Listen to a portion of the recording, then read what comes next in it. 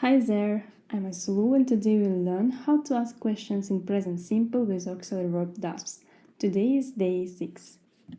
Барлықтарыңызға сәлем, сіздермен Айсұлу және бүгін сіздермен жай осы шақта сұраулы сөйлемдерді does көмекші арқылы сұрақ қоюға үйренеміз. Осы шақта жекеше түрдегі зат есімдер туралы сұрақ қою үшін does көмекші пайдаланамыз.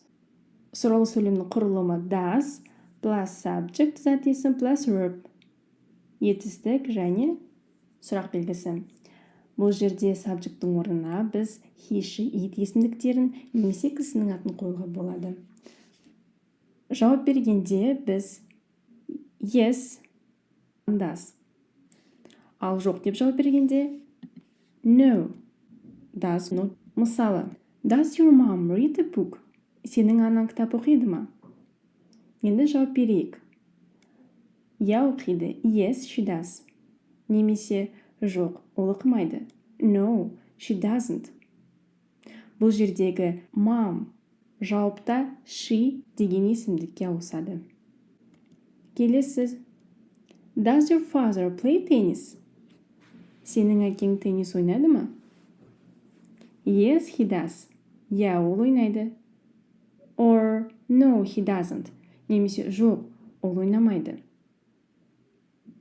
Бұл жерде father, яғни әке сөзінің орнында жауап бергенде he есімдігін қолданамыз. Does your friend speak Kazakh? Сенің досың қазақша сөйлейді ме? Yes, she or he does. Я, ол, қыз бала немесе ол, ұл бала сөйлейді. Немесе no, she doesn't, ол сөйлемейді қыз бала, немесе no, he doesn't, ол сөйлемейді, ол балаға айтылады. Does Messi live in Argentina? Месси Аргентинада тұрады ма? Я, ол тұрады. Yes, he does.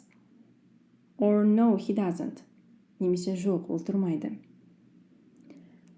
Does your sister or brother eat fast food? Сенің әпкең немесе ағаң fast food жейді ме? Yes, she or he does. Or no, she or he doesn't. Өз мысалдарыңызды комментарийге жазыңдар. Біз күтеміз. See you soon.